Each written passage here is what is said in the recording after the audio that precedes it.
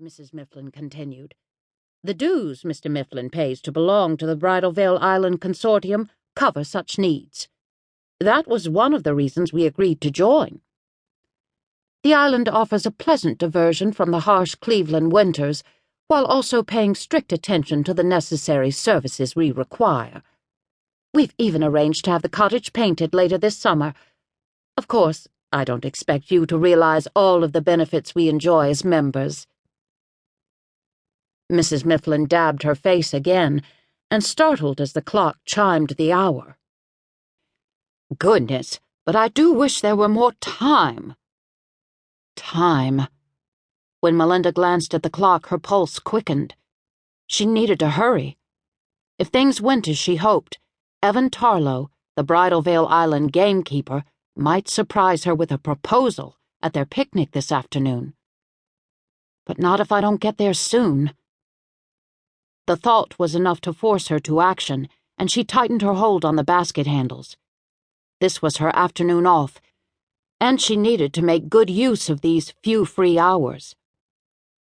I have a picnic planned for this afternoon, but I'll be certain to have time to pack your trunks this evening. Mrs. Mifflin's smile faded like a summer bloom in need of rain. I would think you'd be willing to forego your afternoon off, Melinda. A picnic with one of the clubhouse maids is of little importance, especially when you consider my current needs. Melinda forced a smile. You needn't worry. She tried her best to understand the older woman's anxiety. I promise I will have your needs cared for. She patted the woman's arm. I've never failed to have your things ready, no matter the occasion. Mrs. Mifflin gave a sniff, as though she might begin to weep. It's just that this is more important than anything else.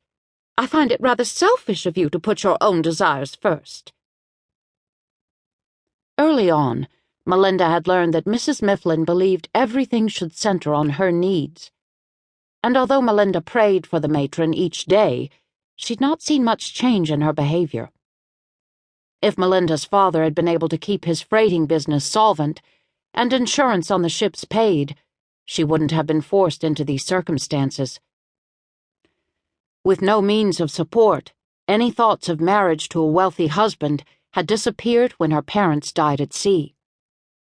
The estate attorney had been brief when he'd set Melinda and her brother, Lawrence, adrift in the uncharted seas of financial misfortune.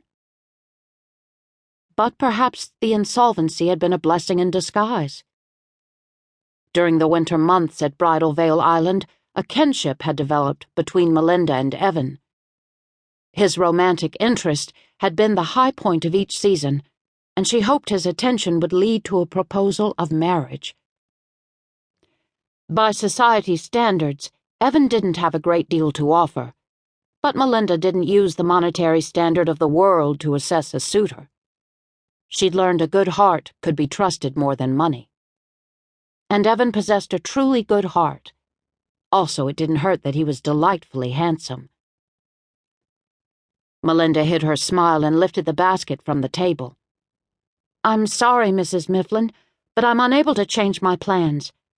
I know that you would want me to be a woman of my word, just as the pastor encouraged us last Sunday.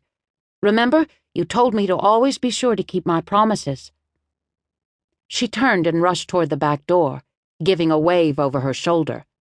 I won't be long. I find your behavior unacceptable, Melinda. When she continued down the steps, Mrs. Mifflin called after her, Don't be even 1 minute late, or you'll see a decrease in your wages.